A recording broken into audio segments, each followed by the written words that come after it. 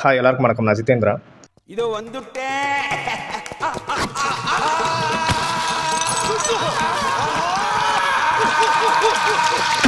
திருப்பதி லட்டில் வந்து மாட்டு கொழுப்பு, பன்றி கொழுப்பு, மீன் எண்ணெய் இதெல்லாம் வந்து கலப்படம் பண்ணுறாங்கன்ற பிரச்சனை வந்து ஊரறிந்ததே.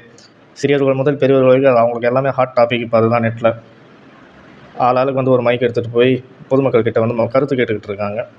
அந்த பிரச்சனை தீர்ந்த பாடு இல்லை, அது வேறு விஷயம். It's going on still.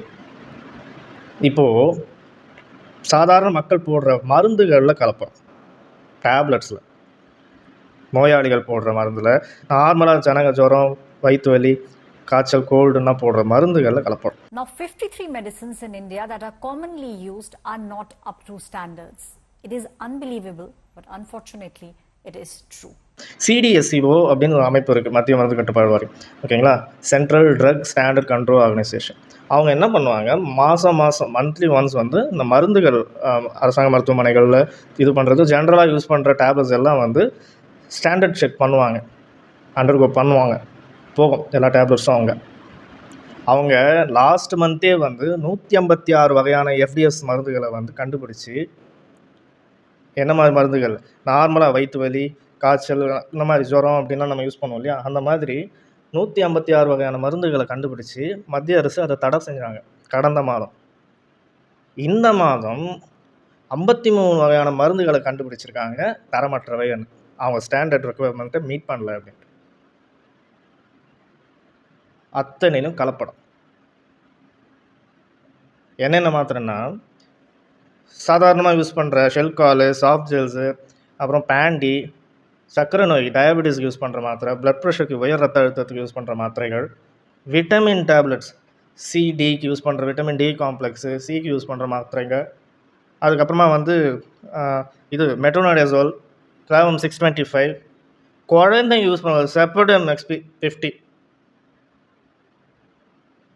குழந்தைகள் யூஸ் பண்ணுறதுன்றது விடுங்க, சாதாரணமாக நம்ம யூஸ் பண்ணுவோம் இல்லைங்களா பேராசிட்டமால், அது இல்லைங்க, உள்ள டால்கம் பவுட்ரு, ஸ்டார்ச் தான் இருக்குது, கண்டுபிடிச்சிருக்காங்க. சாக்பீஸ் பவுட்ரு இருக்குது. இதை கலக்கிறவனுக்கு எந்த அளவுக்கு ஒரு தைரியம்னா, அவங்க வீட்டில் ஆளுங்களே கிடையாது, அவங்களாம் டேப்லெட்ஸ் போட வேண்டிய அவசியமே ஏற்படாதுன்னு நினைக்கிறேன். அவங்களாம் டேப்லெட்ஸே வாங்க மாட்டாங்களா? இதே டேப்லெட் தான் நாளைக்கு உங்கள் வீட்டுக்கும் வரும்.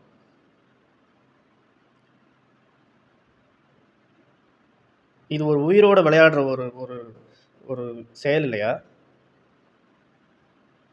ஸோ இந்த 53 வகையான மருந்துகளை வந்து கண்டுபிடிச்சிருக்காங்க.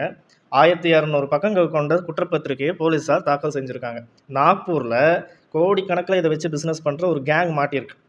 12 பேர் மேலே FIR போட்டிருக்காங்க. அந்த சைடு மகாராஷ்டிராவிலேருந்து அதை சுற்றின எல்லா ஸ்டேட்லேயுமே, உத்தரப்பிரதேஷ், அதுக்கப்புறமா சத்தீஸ்கர், உத்தரகாண்ட், இந்த கர்நாடகாவோட எல்லை பகுதிகள், இந்த பகுதிகளெல்லாம் வந்து எல்லா கவர்மெண்ட் ஹாஸ்பிட்டலுக்கு சப்ளை ஆகிருக்கு இந்த தரமற்ற டேப்லெட்ஸ். கவர்மெண்ட் ஹாஸ்பிட்டல்ஸ்க்கு இதுவாகுதுன்னா எந்த அளவுக்கு அப்போ அங்கே செக்கிங் இருக்குன்றதை பார்த்துக்கோங்க. ஒரு நார்மலாக வந்து நம்ம சாதாரண ஏழை மக்கள் வந்து, அடித்தட்டு மக்கள் ப்ரைவேட் ஹாஸ்பிட்டலுக்கு போக முடியாது. அவங்க அணுகிற ஒரே இடம், வேறு வழியே கிடையாது. என்ன பிரச்சனை, சின்ன பிரச்சனையிலேருந்து பெரிய உயிரே போகிற அளவுக்கு ஏதாவது வியாதி இருந்தாலும் அவங்க அதாவது முடியக்கூடிய இடம் கடைசி எண்டு கோயிலுக்கு அப்புறம் அந்த கவர்மெண்ட் ஹாஸ்பிட்டல்ஸ் தான். அங்கே போய் நம்ம நாள் கணக்கில் நிற்க வேண்டியதாக இருக்குது, அது விடுங்க. அங்கேயும் இந்த மாதிரி ஃபேக் டேப்லெட்ஸ் எல்லாம் வந்தால் அவங்க எங்கே தான் போவாங்க வேறு? சாதாரணமாக இப்போ ஒரு மிடில் கிளாஸில் போகிற இப்போ இருக்கக்கூடிய ஜனங்களே ஒரு ப்ரைவேட் ஹாஸ்பிட்டலுக்கு சின்ன ஒரு செக்கப் போனால், ஒரு இன்ஜெக்ஷன் போட்டு வரலான்னா கூட ₹500 மினிமம் இல்லாமல் வர முடியாது. டாக்டர் கன்சல்டேஷன் ஃபீஸு கொடுத்துட்டு வரணும். அப்படி இருக்கும்போது கவர்மெண்ட் ஹாஸ்பிட்டல்ஸில் இந்த மாதிரி ஸ்கேம் நடந்துக்கிட்டு இருந்தால், இதில் பாருங்கள், 945 கோடி வந்து டொனேட் பண்ணியிருக்காங்க இந்த ட்ரக் கம்பெனிஸ் எலக்ட்ரல் பாண்ட் மூலமாக, தேர்தல் பத்திரம் மூலமாக. அப்போ கவர்மெண்ட் என்ன பண்ணுது, காசு வாங்கிட்டு, கவர்மெண்ட் மேலே நம்ம தப்பு சொல்லக்கூடாது, அந்த இடையில் இருக்காங்க பார்த்தீங்களா அதிகாரிகள், அவங்கள தான் சொல்லணும். இந்த காசை வாங்கிக்கிட்டு அவங்க கம்முன்னு இருக்கிறதுனால தானே இவங்கெல்லாம் இந்த மாதிரி தைரியமாக வந்து இதை வந்து டிஸ்ட்ரிபியூட் பண்ணுறாங்க, இந்த ஃபேக் டேப்லெட்ஸ் எல்லாம். அது பொதுமக்கள் கைக்கு வருது கடைசியில். அப்போ இதை பற்றியில் வந்து நடவடிக்கை எடுக்க வேண்டிய பொறுப்பு யாருக்கு இருக்குது? சம்மந்தப்பட்ட அந்த டிபார்ட்மெண்ட் இல்லையா? ஸோ இப்போ இதில் என்னென்னா, இதை எப்படி கண்டுபிடிக்கிறதுன்னு ஒரு டாக்டர்கிட்ட வந்து கேட்டாங்க ஒரு இன்டர்வியூவர் காலையில்.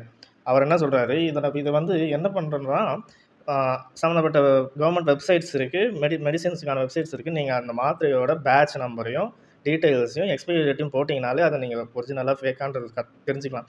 இப்போது இன்டர்நெட்டே யூஸ் பண்ண தெரியாத ஜனங்கள்லாம் என்ன பண்ணுவாங்க, படிக்காதவங்களாம் என்ன பண்ணுவாங்க, உட்காந்து செக் பண்ணிகிட்டு இருப்பாங்களா? இல்லை எத்தனை வெப்சைட் உங்களுக்கு வந்து கவர்மெண்ட் வெப்சைட் லிங்க் போட்ட உடனே உங்களுக்கு ஓப்பன் ஆகிடுது சர்வர் பிஸி இல்லாமல்? சொல்லுங்கள், க்ளீனாக எத்தனை வெப்சைட்ஸ் வந்து செயல்படுதுன்னு சொல்லுங்கள் முதல்ல. இதனால் என்ன ஏற்படும்னா, சைடு எஃபெக்ட்ஸுன்றது உயிருக்கு வந்து பாதகம் ஏற்படுதுன்றதெல்லாம் தாண்டி ஒரு குழப்பங்கள் ஏற்படும் டாக்டருக்கும் பேஷண்ட்டுக்கும் நடுவுலையே. இப்போ டாக்டர் என்ன சொல்லுவார், நான் தான் டேப்லெட் கொடுத்தேனே இன்னும் சரியாகாமல் எப்படி போச்சு உங்களுக்கு அப்படின்னு அவருக்கு ஒரு கன்ஃபியூஷன் ஏற்படும். இந்த பக்கம் பேஷண்ட் நோயாளி சைட்லேருந்து, என்ன டாக்டர் நீங்கள் டேப்லெட் கொடுத்தோம் எனக்கு குணம் ஆகலையே அப்படின்னு இந்த குழப்பங்கள்லாம் மருத்துவ ரீதியாக ஏற்படும் மெடிக்கல் ஃபீல்ட்லேயே. இது எங்கே போய் முடியும் தெரியுங்களா? வியாதிகள் அதிகமாக்கும், ஒரு மன உளைச்சல் அதிகமாக்கும், குழப்பத்தை அதிகரிக்கும். ஏற்கனவே உடம்பால் செத்துக்கிட்டு இருக்கிறவங்க அதுக்கப்புறம் வந்து அந்த குழப்பத்திலேயே வந்து பாதி செத்துருவாங்க.